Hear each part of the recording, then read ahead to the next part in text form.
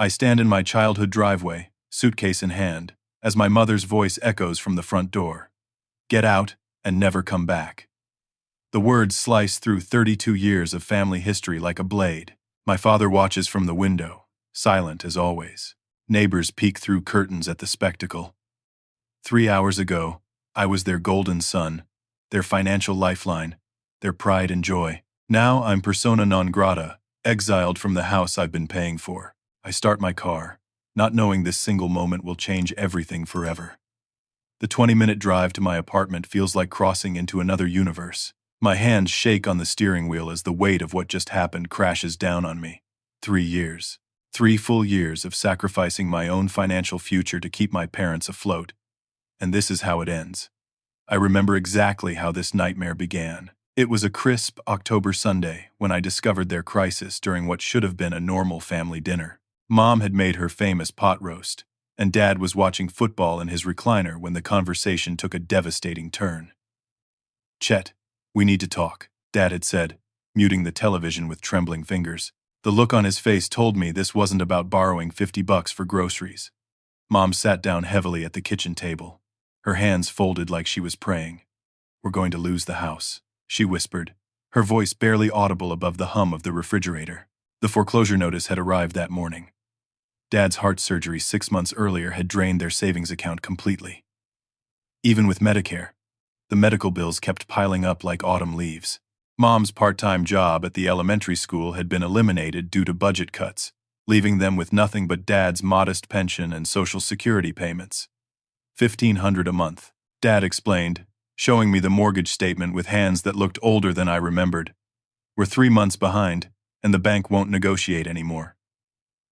I didn't hesitate. Not for a single second. These were my parents, the people who had raised me, sacrificed for my education, cheered at my high school graduation. How could I watch them become homeless when I had the means to help? "I'll handle it," I told them, pulling out my checkbook right there at the kitchen table. "Consider it temporary, until you both get back on your feet." The relief in their eyes was immediate and overwhelming. Mom actually cried, hugging me so tight I thought my ribs might crack. Dad shook my hand with the firm grip I remembered from childhood, his voice thick with emotion when he said, "Well, pay you back every penny, son. Every single penny." That promise felt so real, so sincere, that I never thought to get anything in writing. The monthly payments started innocently enough. $1,500 transferred from my checking account to theirs on the first of every month. But within weeks, the requests expanded like ripples in a pond. Property taxes were due. The homeowner's insurance needed renewal. The furnace broke down in January, requiring a $2,000 repair. Just until spring. Mom would say with each new request, "Just until Dad's feeling stronger and I can find another job." Spring came and went. Summer blazed past. Another autumn arrived, and their job searches had quietly disappeared like morning mist. Dad spent his days in that same recliner, claiming his heart couldn't handle the stress of employment.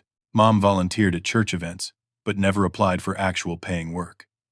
Meanwhile, my siblings contributed absolutely nothing. Amanda lived in Oregon with her husband and 2 kids, sending birthday cards but dodging every conversation about Mom and Dad's finances. "I wish I could help," she'd say during our monthly phone calls, but with the kids' activities and the mortgage on our new house, we're stretched pretty thin. Tyler was even worse. He lived in Florida, working some vague sales job that apparently paid well enough for jet ski weekends and vacation photos on social media.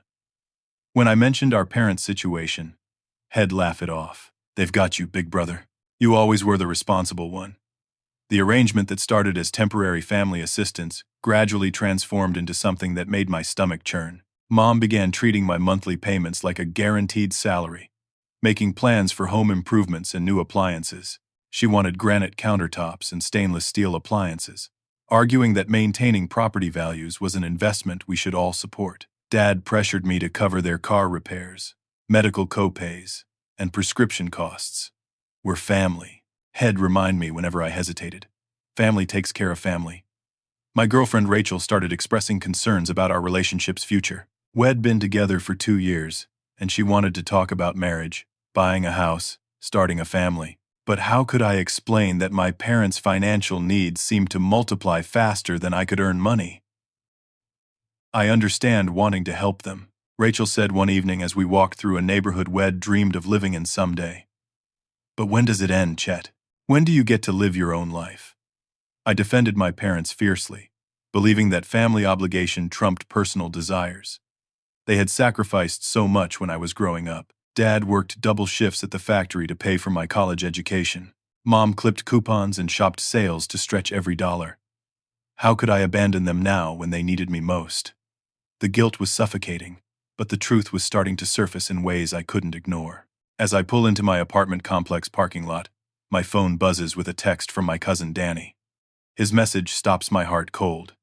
Dude, you need to know what Uncle Frank has been saying at the American Legion. Bragging about how smart they were to get their sucker son to pay all their bills while they bank his pension and your mom's Social Security. Says you're too soft-hearted to ever stop, and they're laughing about it with their drinking buddies. My hands go numb around the phone. 3 years of sacrifice, 3 years of putting their needs before my own future, and they've been mocking me behind my back, calling me a sucker, laughing about my generosity with strangers at a bar. The betrayal cuts deeper than any knife ever could. Sitting in my apartment, staring at Dana's text message, I feel like I'm seeing my life through completely different eyes. The anger builds slowly, like water heating toward a boil, as I realize today's explosion wasn't really about what I thought it was about. The morning had started normally enough. I drove over to their house for our weekly Sunday breakfast, bringing fresh bagels from the bakery downtown and looking forward to sharing some exciting news. Rachel and I had been talking seriously about marriage lately, and I wanted to tell my parents about our engagement before making any public announcements. Mom was scrambling eggs in her favorite cast-iron skillet when I walked into the kitchen, the same skillet Shed used for thousands of family breakfasts over the years. Dad sat at the table reading the newspaper. His reading glasses perched on the end of his nose, exactly like they'd been every Sunday morning of my childhood. I have something wonderful to share with you both, I announced, unable to contain my excitement any longer. Rachel and I are engaged. Instead of the joy and celebration I expected, the kitchen temperature seemed to drop 20 degrees. Mom stopped stirring the eggs and turned to face me with an expression I'd never seen before, somewhere between disgust and fury. Engaged, she repeated, as if it announced I was joining a cult. To that controlling little manipulator, the words hit me like a physical blow. Rachel was the kindest, most supportive person I'd ever known. She worked as a pediatric nurse, spending her days caring for sick children. She volunteered at animal shelters on weekends and sent birthday cards to elderly relatives she'd never met. Mom, what are you talking about? I asked, genuinely confused. Rachel has never been anything but respectful and kind to you. Respectful. Mom's voice rose to a pitch I'd rarely heard. She barely speaks to us when she comes over. She sits there judging us, thinking she's better than us because she has her fancy nursing degree. Dad folded his newspaper and joined the attack. She's been turning you against your family since day one, son. Can't you see that? Before Rachel came along, you never questioned helping us out. The accusation was so far from reality that I almost laughed. Rachel had never once criticized my parents or tried to influence my decisions about supporting them. If anything, she'd been more patient and understanding than most people would have been in her situation. Rachel has never said a negative word about either of you, I protested. She's never tried to turn me against anyone. Oh, please, Mom scoffed, waving the spatula in the air like a weapon. We can see right through her act. She wants you to choose between her and your family. Well, let me make this easy for you, Chet. If you're going to marry that girl and put her needs before your own parents, then maybe you should just pack up and leave. The conversation spiraled downward from there like water circling a drain. Every attempt I made to defend Rachel or explain our relationship was met with increasingly vicious attacks. Mom accused Rachel of being a gold digger, despite knowing nothing about her financial situation. Dad claimed she was manipulative and controlling, pointing to absolutely no evidence whatsoever. The breaking point came when I mentioned that Rachel and I were hoping to buy a house together after our wedding. A house.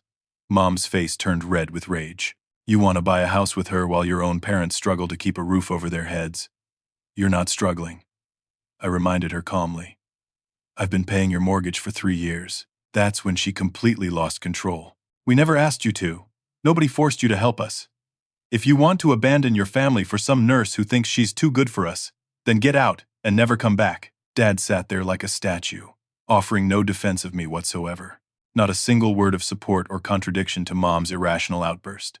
His silence hurt almost as much as her screaming. I packed one suitcase in complete quiet, moving through my childhood bedroom like a ghost. Mom continued ranting from downstairs, her voice carrying through the thin walls about ungrateful children and selfish decisions. Dad never came upstairs to check on me or attempt any kind of reconciliation. Mrs. Patterson, our next-door neighbor, was working in her garden when I carried my suitcase to the car. She looked up with concern written across her weathered face, having obviously heard the shouting through the open windows. "Everything all right, Chet?" she asked gently. "Just a family disagreement, Mrs. Patterson," I replied, not wanting to burden her with the ugly details. Nothing that won't work itself out. How wrong I was. Now, 3 hours later, my phone rings with Rachel's number on the display. She's calling from her apartment across town, her voice tight with worry. "Amanda just called me," she says without preamble. "She heard about the fight from your cousin Sarah, who heard it from your Aunt Margaret."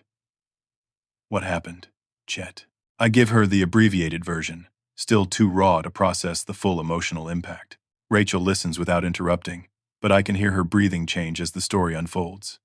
"There's something you need to know," she says when I finish. "I didn't want to tell you because I hoped it would blow over, but now I think you should hear this."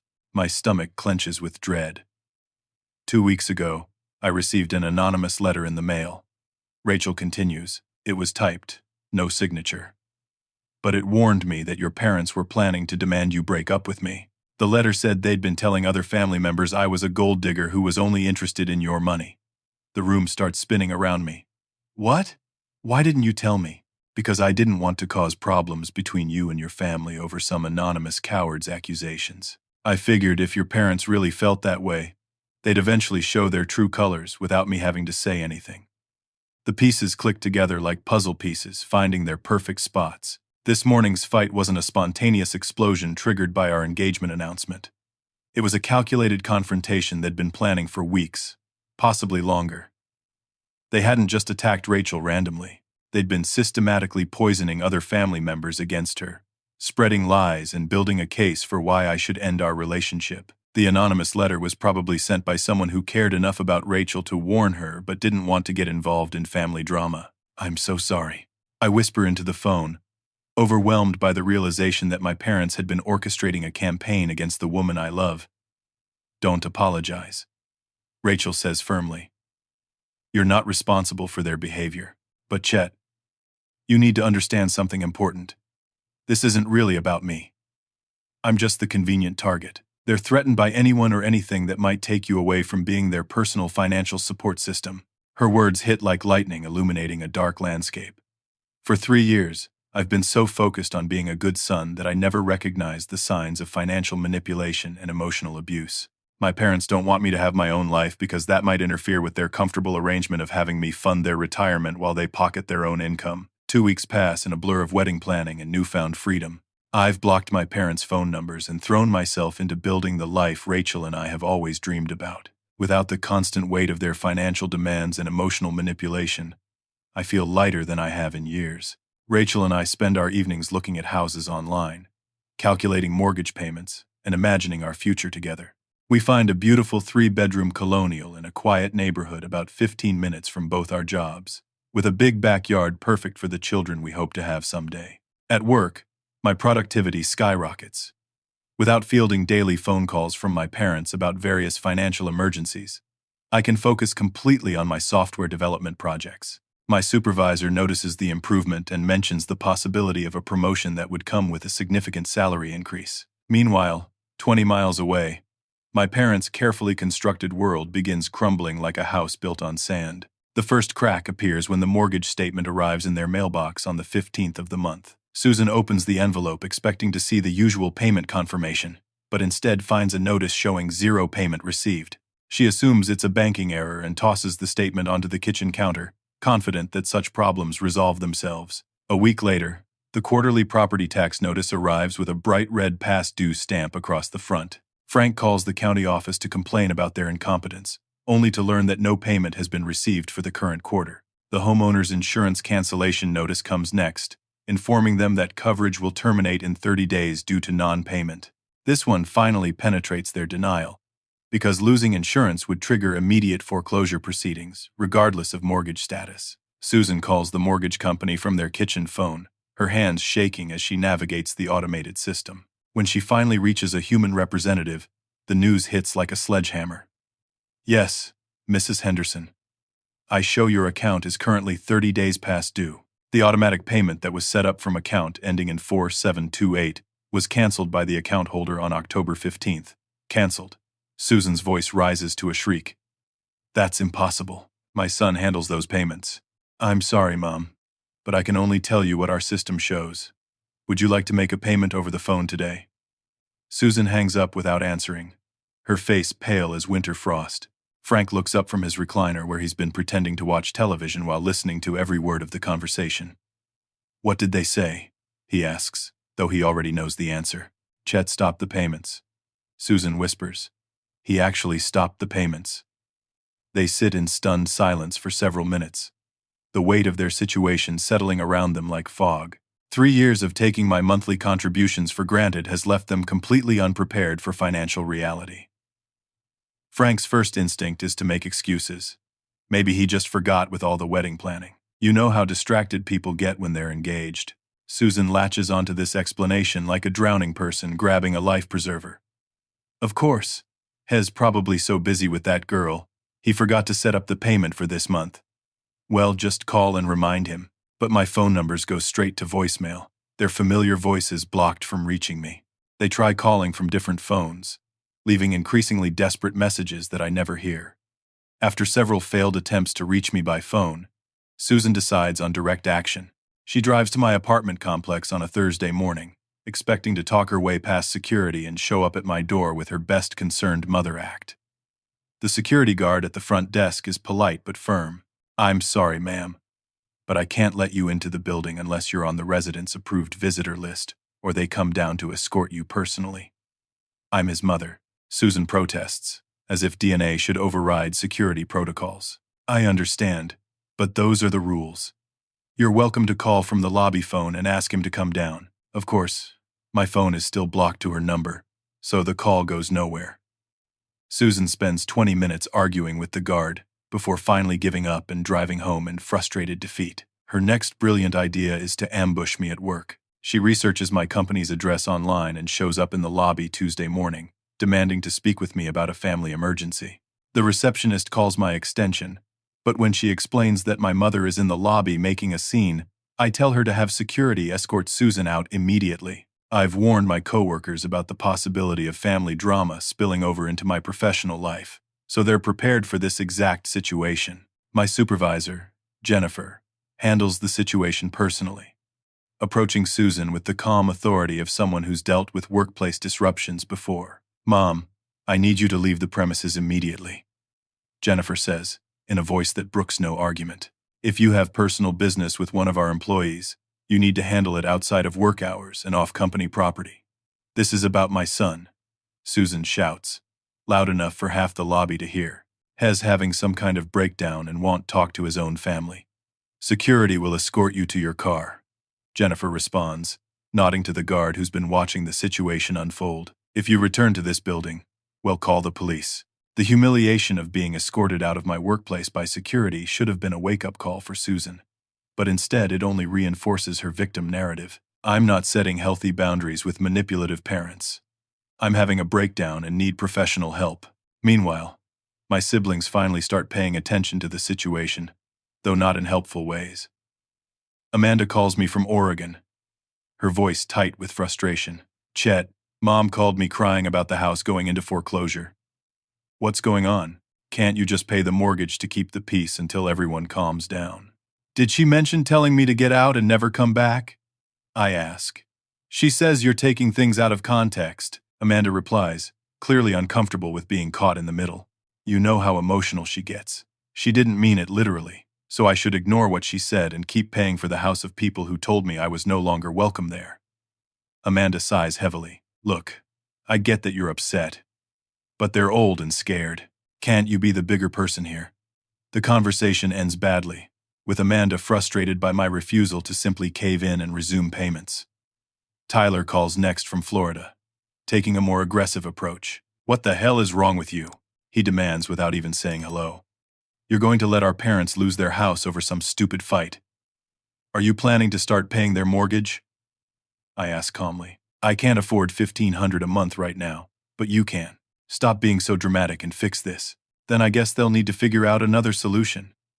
Tyler's response is a string of profanity followed by accusations that I'm destroying the family over my girlfriend's manipulation. He hangs up without offering any constructive suggestions or accepting any responsibility. The final straw comes when my Aunt Margaret calls with disturbing news about my parents' behavior. "Chet, I need to tell you something that's been bothering me," she says during a quiet Sunday evening call. "Your father showed up at my house yesterday asking for money. He claims you've abandoned them, and they might become homeless." My stomach clenches. "What did you tell him?" "I told him I couldn't help with that kind of money. And frankly, I was surprised to hear they were having financial trouble since you'd been helping them." That's when he let slip something interesting. Margaret pauses, and I can hear her choosing her words carefully. "He said they weren't really broke, just cash flow challenged because they'd been saving most of their income while you paid their bills." Then he caught himself and tried to backtrack. But the damage was done. The revelation hits me like a physical blow. They've been pocketing their own income while using mine for expenses, building up savings accounts I knew nothing about while crying poverty whenever I hesitated to help. But even that betrayal pales compared to what I discover next. Through a mutual friend who works at the same insurance agency as my cousin, I learn that Frank and Susan have been spreading a disturbing story throughout their social circle. According to multiple sources, they've been telling everyone who will listen that I'm having a mental breakdown triggered by my relationship with Rachel. They claim I've become unstable and violent, and that they had to ask me to leave for everyone's safety. They're painting themselves as concerned parents worried about their son's declining mental health, while portraying Rachel as a manipulative woman who's turned me against my own family. The lies are so outrageous and hurtful that I can barely process them. But they explain why various church friends and family acquaintances have been calling with offers to pray for my situation and recommendations for counseling services. My parents aren't just refusing to apologize for their behavior. They're actively working to destroy my reputation and my relationship through a calculated campaign of lies and manipulation.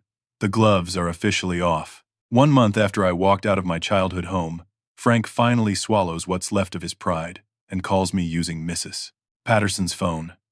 The unfamiliar number catches me off guard during my lunch break at work, and before I can think to screen the call, I hear my father's voice for the first time in weeks. "Chet?" It's Dad. His tone is carefully modulated, the voice he used when I was a child and he needed to discuss something serious without getting Mom involved. "We need to talk." My first instinct is to hang up immediately, but curiosity gets the better of me. What could he possibly have to say after a month of silence and harassment? "I'm listening," I reply, keeping my voice neutral and businesslike. "Son, I want to understand why you stopped paying the mortgage," Frank says, as if this is a completely reasonable question under the circumstances. "Your mother and I are worried about you, and we want to work things out." The audacity of his approach leaves me momentarily speechless. Hess calling to ask why I stopped paying for the house they kicked me out of, while completely ignoring the months of lies, manipulation, and character assassination. "You want to know why I stopped paying," I repeat slowly. "Dad, your wife told me to get out and never come back. I'm honoring her request." "Now, Chet, you know your mother didn't mean that," Frank says in the patronizing tone he might use with a confused child. "She was just emotional about the engagement news. You caught her off guard, so she apologizes for telling me to leave, and then lies about me to the entire family." Frank clears his throat uncomfortably. "Look, son, families fight. That's just what families do. But holding grudges isn't healthy for anyone." I wait for an actual apology, some acknowledgement of wrongdoing, any indication that either of my parents recognizes their behavior has been unacceptable. The silence stretches between us like a chasm. "The foreclosure notice came yesterday," Frank finally admits, his voice cracking slightly. "We've got 60 days to bring the account current, or we lose the house." There it is, the real reason for this call. Not concern for my well-being or desire for reconciliation, but panic about losing their comfortable lifestyle. "That sounds like something you and Mom need to figure out," I reply calmly. You both have income. You both made choices about how to handle your finances. Chet, please. Frank's voice takes on a wheedling quality that makes my skin crawl. You could be the bigger person here. Help us through this rough patch. And work on rebuilding our relationship. Are you apologizing for Mom's behavior? For your silence when she attacked Rachel and told me to leave? Another long pause. Son, your mother loves you. We both love you. Sometimes love makes people say things they don't mean. It's not an apology. It's not even close to an apology. It's a justification, an excuse, a way to minimize their actions while expecting me to forget everything and resume my role as their personal ATM. I need to get back to work. I tell him, good luck with your situation. Wait, Chet, please don't hang up. We can work this out if you'll just disconnect the call and immediately block Mrs. Patterson's number, feeling sick to my stomach. Frank had been so close to actually apologizing, so close to taking responsibility, but he couldn't bring himself to cross that line. The harassment escalates significantly after Frank's failed phone call. Susan starts sending text messages from different phone numbers, creating new accounts whenever I block the previous ones. The messages alternate between sickeningly sweet manipulation and vicious personal attacks. Sweetheart, I'm so sorry we fought. I love you more than anything in the world. Please come home so we can fix this. This message is followed 3 hours later by, your precious Rachel has ruined our family. I hope you're happy with your selfish choices when we're living on the street. The constant barrage of messages forces me to change my phone number entirely. But somehow, they manage to get the new one within days. The violation of my privacy adds another layer of stress to an already impossible situation. Tyler calls my new number on a Wednesday evening, his voice slurred with alcohol and rage. You're making me look like a bad son, he accuses, without bothering with pleasantries. Mom keeps calling me crying because her oldest son abandoned her. Do you have any idea how that makes me feel? Have you considered helping them yourself? I ask reasonably. I can't afford what you were paying, and you know it. But it'll pay you back someday if you just resume the payments now. The promise is so vague and conditional that it's essentially meaningless. Tyler has never paid back a loan in his life, and someday could mean anything from next year to never. That's not going to happen, I tell him flatly. Fine, be a selfish bastard, but when they end up homeless, that's on you. Amanda takes a different approach, sending me a 3-page email about family loyalty and Christian forgiveness. She quotes Bible verses about honoring your parents and turning the other cheek, as if financial exploitation is somehow acceptable under religious guidelines. Her solution is that I should resume paying the mortgage without reconciling personally. You don't have to have a relationship with them if you don't want to, she writes. But you shouldn't let them lose their house just because you're angry. The suggestion that I should pay $1,500 a month for people who hate me while maintaining no contact is so absurd that I don't even bother responding. The most painful calls come from people I barely know, church friends and family acquaintances who've been fed Susan's version of events. Pastor Williams from their church leaves a long voicemail about honoring thy mother and father, clearly having no idea about the actual circumstances. Chet, your parents are hurting deeply, his message says. I know young people sometimes feel like they need to choose between their family and their romantic relationships, but God calls us to love our parents regardless of their imperfections. Mrs.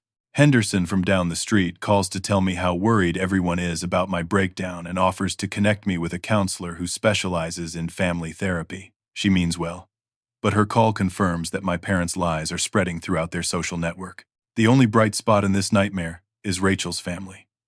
Her parents, Mike and Carol, invite us for dinner on a Friday night and listen to the whole story without judgment. When I finish explaining the situation, Mike shakes his head in disgust. Son, what you're dealing with isn't family loyalty, he says firmly. It's financial abuse. They trained you to believe their needs should always come before your own, and now they're panicking because they're losing control. Carol offers to connect me with a lawyer who specializes in elder law and family financial issues. If they escalate this harassment, you might need legal protection, she explains. Document everything they're doing. Save the text messages, record the phone calls if it's legal in Pennsylvania, and keep a timeline of events. Her advice proves prophetic when Mrs. Patterson calls with information that changes everything. Chet, I'm sorry to bother you, but I thought you should know about a conversation I overheard yesterday, she says. her voice tight with disapproval. I was working in my front yard when your mother was talking to someone on her cell phone in the driveway. Mrs. Patterson explains that Susan was clearly speaking to Tyler, and her voice was loud enough to carry across the small distance between their properties. She was laughing, Chet. Actually laughing while she talked about how they'd get you back under control once you realized they might really lose the house. She said you were too soft-hearted to let them become homeless, and she called you their personal ATM right there in front of God and everyone. The words hit me like a sledgehammer to the chest. Not only have they been manipulating me for years, they're proud of it. They see my love and generosity as weaknesses to be exploited, not gifts to be treasured. There's more. Mrs. Patterson continues reluctantly. She told whoever she was talking to that once you started paying again, they'd make sure you never got so uppity again. She said Rachel would have to go, one way or another. The threat against Rachel pushes me over the edge from hurt into cold fury. They're not content to destroy my financial future and emotional well-being. They want to eliminate the woman I love because she represents independence from their control. I thank Mrs. Patterson and hang up the phone with crystal clear certainty about what needs to happen next. The gloves aren't just off anymore. It's time for war. 6 weeks after walking out of my childhood home, I watch from my car as the foreclosure notice gets posted on my parents' front door. The bright yellow paper flutters in the October wind like a flag of surrender, visible to every neighbor and passerby. Part of me expected to feel guilty or sad watching this moment, but instead I feel nothing but cold determination. They've brought this entirely upon themselves through years of lies, manipulation, and financial exploitation. The harassment campaign reaches new heights of desperation as reality finally penetrates their wall of denial. Susan calls Rachel's workplace at Children's Hospital, demanding to speak with her about destroying families and turning children against their parents. Rachel's supervisor, Dr. Martinez, handles the call personally after the receptionist reports a hysterical woman making threats in the lobby. "Mom, if you contact this hospital again or attempt to interfere with our staff, we'll file a restraining order and notify the police." Dr. Martinez tells Susan in the calm, authoritative voice he uses for difficult patients' relatives. "This is about my son," Susan shrieks loud enough for half the pediatric ward to hear. "That nurse stole him from his family. Security will escort you out," Dr. Martinez responds. "Do not return to this building." Rachel tells me about the incident that evening, her hands still shaking from the encounter. She looked completely unhinged. Chet. Her hair was messy, her clothes were wrinkled, and she kept waving her hands around like she was conducting an invisible orchestra. The image of my formerly pristine mother falling apart so publicly should bother me, but am beyond caring about her reputation. She created this situation through her own choices and actions. Frank's desperate attempts to reach me become increasingly pathetic. He starts following residents into my apartment building, hoping to slip past security unnoticed. After the third incident in 1 week, building management bans him from the property entirely and threatens to call the police if he returns. Amanda flies in from Oregon the following weekend, expecting to play mediator and convince me to resume payments. She arrives with the confidence of someone who believes family problems can always be solved through rational discussion and compromise. I meet her for lunch at a neutral restaurant, bringing a thick folder of documentation I've been assembling over the past month. Bank statements, recorded phone calls, text message screenshots, and written testimonies from neighbors and family friends who've witnessed my parents' behavior. "Chet, I know you're hurt, but they're our parents." Amanda begins before she's even fully seated. "They made mistakes, but that doesn't mean we should let them lose everything." I slide the folder across the table without saying a word. Amanda opens it with the skeptical expression of someone humoring a delusional relative, but her face changes as she reads through the evidence. The bank statements show 3 years of $1,500 monthly payments from my account to theirs. The recorded phone calls capture Susan calling me a sucker and personal ATM. The text messages reveal months of manipulation, lies, and threats. "Oh my God," Amanda whispers after 20 minutes of reading. "I had no idea it was this bad." "They've been lying to you too," I explained calmly. "Every conversation you've had with them about this situation has been based on false information." Amanda's hands tremble as she continues reading. "But why would they do this? Why would they lie to me about what really happened?" "Because they needed you to pressure me into resuming payments." They've been manipulating everyone in the family, playing us against each other, while positioning themselves as victims. The revelation destroys Amanda's faith in our parents' version of events. She calls Tyler from the restaurant parking lot, putting the call on speaker so I can hear his reaction to the evidence. Jesus Christ. Tyler mutters after Amanda reads him selected quotes from Susan's text messages. I thought she was just being dramatic, but this is actually insane. Did you know about any of this? Amanda demands. Long pause. Some of it. I knew they were getting money from Grandma's trust fund, but I figured it wasn't enough to cover everything. The words hit like lightning. What trust fund? Amanda and I ask simultaneously. Tyler realizes he's revealed something he wasn't supposed to mention. The monthly payments from Grandma Henderson's estate. They've been getting those for like 5 years.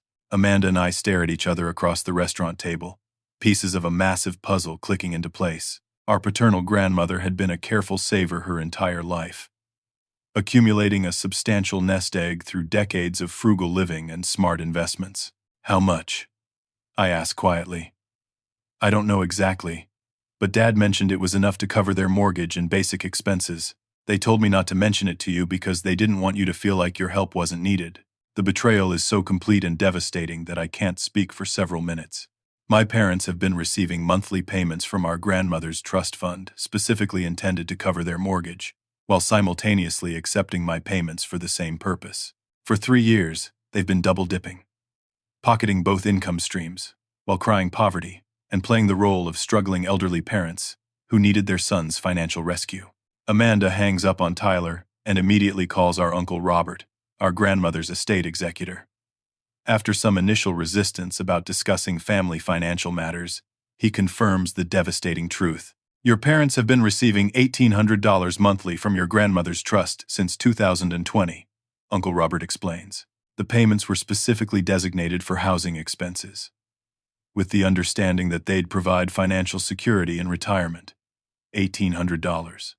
Amanda's voice cracks with disbelief. That's more than their mortgage payment. Your grandmother wanted to make sure they'd never struggle to keep their home, Robert continues. She'd be heartbroken to know they accepted additional money from you while hiding her provisions. After Amanda hangs up, we sit in stunned silence, processing the magnitude of our parents' deception. They haven't just been manipulating me into paying their bills. They've been stealing from me while dishonoring our grandmother's memory and intentions. What are you going to do? Amanda asks finally. I'm going to expose them, I reply with calm certainty. Every lie, every manipulation, every dollar they stole. I'm done protecting people who see kindness as weakness and family as a resource to be exploited. Amanda nods slowly. It'll help you. Tyler needs to know the whole truth too, even if he's been complicit. That evening, Amanda and I spend hours organizing evidence and preparing for what will be the most difficult conversation of our lives. We're not just confronting our parents about their financial lies. We're dismantling the entire foundation of our family relationships. The extended family conference call is scheduled for the following evening, with Uncle Robert facilitating and multiple relatives participating. Frank and Susan agree to join, still believing they can control the narrative and maintain their victim status. They have no idea what's coming. As I drive home to my apartment, my phone buzzes with a text from Rachel. Thinking of you tonight. Whatever happens tomorrow, I'm proud of you for standing up for yourself and our future together. For the first time in weeks, I smile genuinely. Tomorrow will bring justice, truth, and the final end of my parents' financial manipulation. The war they started is about to end with their complete and total defeat. 7 weeks after walking out of my childhood home, I sit in Amanda's hotel conference room, watching my parents squirm under the weight of incontrovertible evidence. The folder of documentation sits open on the table between us like a bomb that's already exploded, its contents scattered across the polished wood surface. Amanda discovered the trust fund information yesterday, and confronting our parents with Frank and Susan's lies has shattered any remaining illusion about their motives. The monthly payments from Grandma Henderson's estate have been covering their mortgage for 5 years while they pocketed my contributions and cried poverty. You've been stealing from me, I state calmly, watching Susan's face cycle through expressions of denial, anger, and desperate calculation. We never stole anything. Susan snaps, her voice shrill with defensive fury. You offered to help us, remember? Nobody forced you to pay our bills. while you were already receiving $1,800 a month specifically designated for housing expenses. Amanda adds, her voice tight with disgust. Money that Grandma left to ensure you'd never struggle to keep your home. Frank shifts uncomfortably in his chair, unable to meet anyone's eyes. We were saving that money for emergencies. We didn't know how long the trust payments would continue. For 3 years. I ask incredulously. You were saving money for 3 years while I sacrificed my own financial future to cover expenses you could already afford. We deserved compensation for raising you. Susan explodes, abandoning all pretense of reasonableness. Do you have any idea how much money we spent on your education, your sports, your college expenses? We were just getting back what we invested in you. The words hang in the air like poison gas. After everything we've discovered, everything they've done, Susan still can't acknowledge any wrongdoing. In her twisted worldview, my love and generosity were debts to be collected, rather than gifts to be treasured. So you admit it, Amanda says quietly. You admit you've been taking advantage of Chet's kindness while lying to the entire family about your financial situation. We don't owe anyone explanations about our personal finances, Frank mutters, finally speaking up but still refusing to look at me directly. You owe Chet $45,000. Amanda shoots back, having calculated the total of my payments over 3 years. Money he paid believing you were struggling, while you banked your own income and lied to everyone who asked about your situation.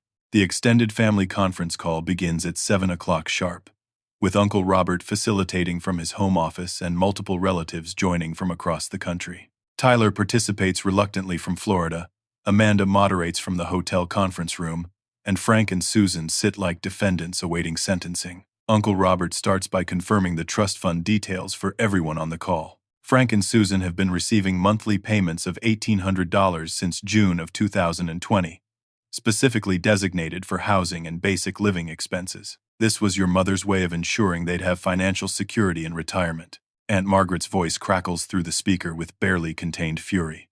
So while Chet was sacrificing his own future to help them, they were already receiving more money than they needed from Mom's estate. That appears to be the case, Robert confirms diplomatically. It's worse than that, Amanda interjects, shuffling through the evidence folder. I've been reviewing Chet's documentation, and there's a clear pattern of escalating demands and manipulation over 3 years. She reads selected quotes from Susan's text messages, including the ones calling me a sucker and personal ATM. She plays portions of recorded phone calls where Frank discusses their strategy for guilt-tripping me into continued payments. The silence on the conference call is deafening as our relatives absorb the evidence of systematic financial abuse and emotional manipulation. Frank, Susan, what do you have to say for yourselves? Uncle Robert asks, in the stern voice he probably used when lecturing his own children. We're the victims here, Susan shrieks, apparently believing that volume can substitute for logic. Our son has turned against his own family because that manipulative nurse convinced him to abandon his elderly parents. Nobody abandoned anyone. Tyler chimes in from Florida, his voice tired and disgusted. You told him to get out and never come back, remember? We didn't mean it literally, Frank protests weakly.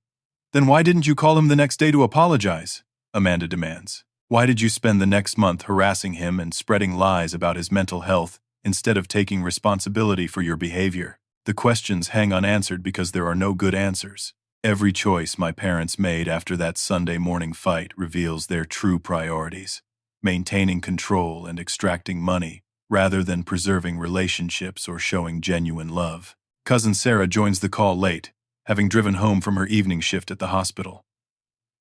I'm sorry I'm late, but I heard enough from the parking lot to understand what's happening. Frank, Susan, I'm ashamed to be related to you both. The condemnation from our extended family is swift and unanimous.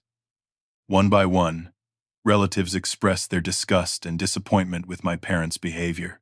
Some share their own experiences with Frank and Susan's manipulation attempts, creating a broader pattern of financial exploitation that extends beyond just me.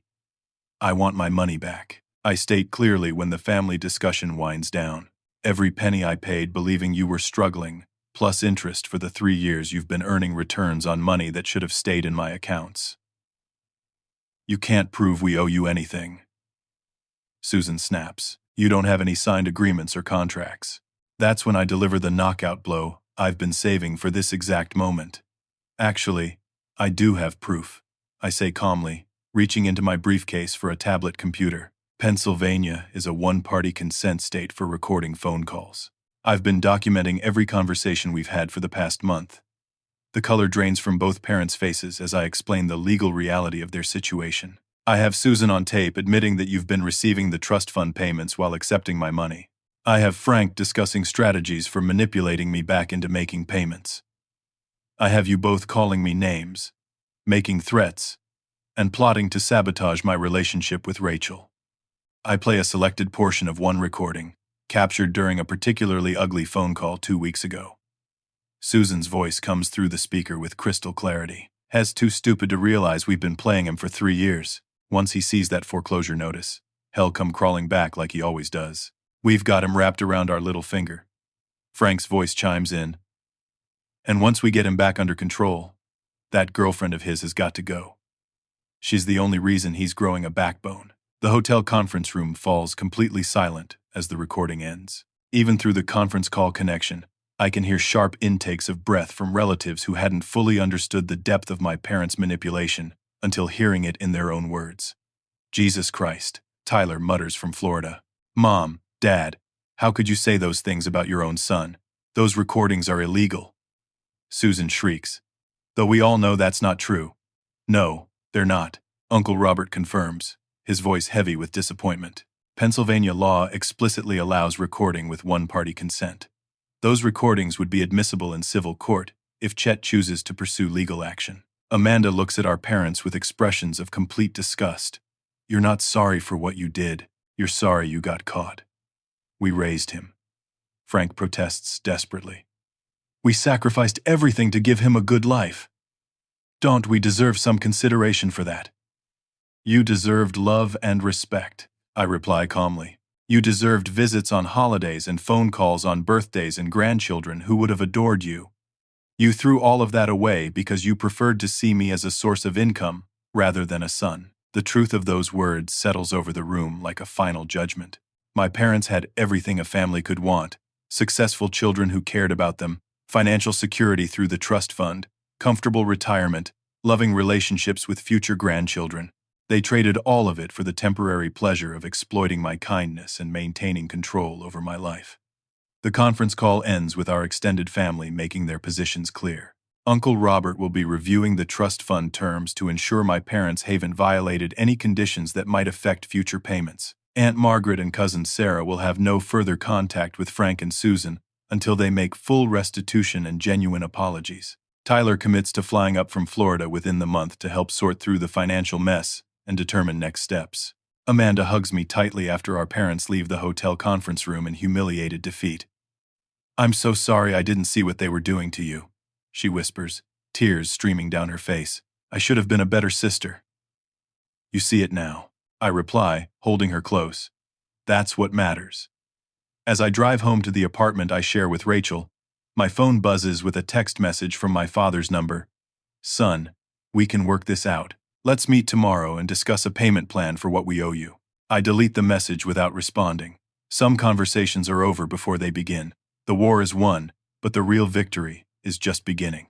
The final confrontation takes place 3 days later in Amanda's hotel conference room, with Uncle Robert participating via video call and my lawyer, David Chen, present to document everything for potential legal proceedings. Frank and Susan enter the room looking like they've aged 10 years in the past week, their usual confidence replaced by the hollow-eyed desperation of people who've lost control of their own narrative.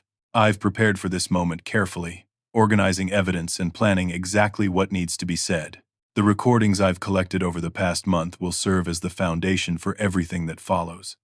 But the real power comes from the systematic documentation of 3 years' worth of lies and financial exploitation. Before we begin, I announce, setting a small recording device on the conference table. I want everyone to understand that this conversation is being recorded for legal purposes. Susan starts to object, but David raises his hand to stop her. Pennsylvania is a one-party consent state, Mrs. Henderson. The recording is completely legal, and I'd advise you to choose your words carefully. Uncle Robert's face fills the laptop screen as he joins the video call from his office. Frank, Susan, I've reviewed the trust fund documentation, and I need to inform you that accepting duplicate payments for the same expenses may constitute fraud under the terms of your mother's will. The words hit like a physical blow. Frank slumps in his chair while Susan's face cycles through expressions of panic and rage. Fraud, Frank whispers, the weight of potential legal consequences finally penetrating his denial. The trust was established specifically to cover your housing and basic living expenses, Robert explains with professional detachment. Accepting additional money from family members for those same expenses, while concealing the trust payments, could be interpreted as intentional deception for financial gain. I lean forward slightly, making direct eye contact with both parents. I've calculated the total amount you owe me, including interest at the current savings account rate. $47,312. Susan's sharp intake of breath is audible across the room. We don't have that kind of money just sitting around. Then you'll need to figure out a payment plan, Amanda states flatly. Because this debt isn't going away. Frank finally looks up from his hands, his voice barely above a whisper. Son, we made mistakes. Terrible mistakes. But we're still your parents. Are you apologizing? I ask directly. For the lies, the manipulation, the financial exploitation, the attacks on Rachel, the character assassination campaign.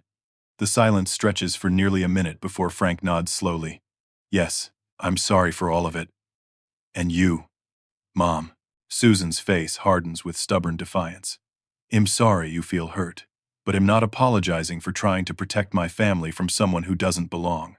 The distinction is crucial. Frank is offering a genuine apology for specific harmful actions, while Susan continues to justify her behavior and blame Rachel for problems she created herself. That's not an apology, David observes clinically. That's continued harassment of Mr. Henderson's fiancée. I pull out my tablet and play another carefully selected recording. This one from a phone call 5 days ago. Susan's voice fills the room. Well, get our son back once we get rid of that manipulative nurse. I don't care what it takes.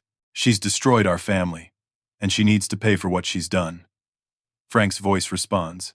How do we do that without making Chet even angrier? Susan. Leave that to me. I've got some ideas that'll show everyone what kind of person she really is. The recording ends with Susan laughing about her plans to sabotage Rachel's reputation at the hospital where she works. That was recorded 3 days ago, I inform the room. After you knew about this meeting, after you understood the legal implications of your actions, you were still plotting to harm an innocent person whose only crime was loving me. Uncle Robert's voice cuts through the conference call speaker. Susan, that recording could be used as evidence of ongoing harassment and possibly stalking behavior. You need to understand the serious legal jeopardy you're creating for yourself. She ruined everything, Susan screams, finally dropping all pretense of reasonableness. We had a perfect arrangement until that nurse convinced Chet he didn't owe us anything. Perfect for who? Amanda demands. Perfect for parents who were stealing from their own son while lying to everyone about their financial situation. David makes notes on his legal pad while observing the dynamic with professional interest. Mrs. Henderson, are you admitting that you intentionally concealed the trust fund payments while accepting money from your son for the same expenses? Susan realizes she's confessing to the very behavior that constitutes fraud under the trust terms. She clams up immediately, refusing to answer any more direct questions. Frank, however, seems genuinely broken by the weight of what they've done. We thought we deserved it, he admits quietly. We spent so much money raising Chet, putting him through college, supporting his decisions. When the opportunity came to get some of that investment back, it felt justified. By lying to me, I ask. Frank nods miserably. By not telling you about Grandma's money? Yes. By calling me names behind my back? Another nod. By attacking Rachel and trying to destroy our relationship? Frank looks at Susan, who maintains stony silence. That was mostly your mother's idea, but I went along with it. I'm ashamed of that. The admission creates a clear divide between my parents. Frank is accepting responsibility and expressing genuine remorse, while Susan remains defiant and unrepentant. I deliver my final statement with calm certainty. I'm married to Rachel as of last Thursday. We had a small ceremony with her family and Amanda. We've bought a house together and started our new life without any of this toxicity. Susan's face turns red with rage. You got married without telling us? Without inviting your own parents? You told me to get out and never come back, I remind her. I'm honoring that request. Amanda pulls out her phone and shows them pictures from our wedding ceremony. Rachel looks radiant in a simple white dress, surrounded by people who love and support us genuinely. Her parents are beaming with joy, clearly delighted to welcome me into their family. "It was beautiful," Amanda says softly. Rachel's father walked her down the aisle, and her mother cried during the vows. They treated Chet like the son they always wanted. The contrast is deliberate and devastating. While Frank and Susan were plotting harassment and financial manipulation, Rachel's family was embracing me with unconditional love and acceptance. Going forward, I announce, Amanda will be my only contact with this family. I'm blocking both of your numbers permanently and changing my address so you can't find our new home. David slides a legal document across the table. This is a cease and desist order regarding any contact with Mrs. Rachel Henderson or her workplace. Violation will result in immediate restraining order proceedings. Susan stares at the document with unconcealed hatred. This isn't over. Yes, it is. Uncle Robert's voice cuts through the speaker. Susan, I'm suspending your trust fund payments pending a full review of your compliance with the fund's terms. Frank, your payments will continue only if you agree to counseling and make restitution to Chet according to a court-approved plan. The financial consequences hit Susan like a sledgehammer. Without the trust fund payments, she'll have to survive on Social Security alone, in a house she can't afford without Frank's pension. You can't do that, she protests. I'm the trustee. Robert replies calmly. I absolutely can do that. Frank stands up slowly, looking older and more fragile than I've ever seen him. Son, I know I don't deserve it, but is there any chance we can rebuild our relationship someday? I consider the question carefully before answering. Dad, if you're willing to accept responsibility, make financial restitution, get counseling for your role in this manipulation, and most importantly, completely cut ties with Mom's ongoing harassment campaign, then maybe we can talk in a year or two. What about me? Susan demands. What about your mother? I look at her with the detached calm of someone who's finally free from emotional manipulation. You made your choice when you told me to leave and never come back. You've doubled down on that choice every day since then through lies, harassment, and attacks on my wife. There's nothing left to discuss between us. I gave birth to you. Susan shrieks, playing her final card. I'm your mother. You were my mother. I correct her. Now you're just a woman who tried to exploit my love for her own financial gain. 6 months later, I'm sitting in my new kitchen reading a letter from Frank while Rachel prepares dinner. He's been attending counseling sessions and making monthly payments toward his debt. The letter includes a formal apology letter and an invitation to meet for coffee when I feel ready. Susan, according to Amanda, lives alone in a subsidized apartment after losing the house to foreclosure. Uncle Robert terminated her trust fund payments permanently after discovering additional financial irregularities. She's burned bridges with most of the extended family and spends her days writing bitter social media posts about ungrateful children. Tyler visited at Christmas and was shocked by the contrast between Frank's genuine efforts at rehabilitation and Susan's continued victim narrative. Hess maintained limited contact with Frank while cutting ties with Susan entirely.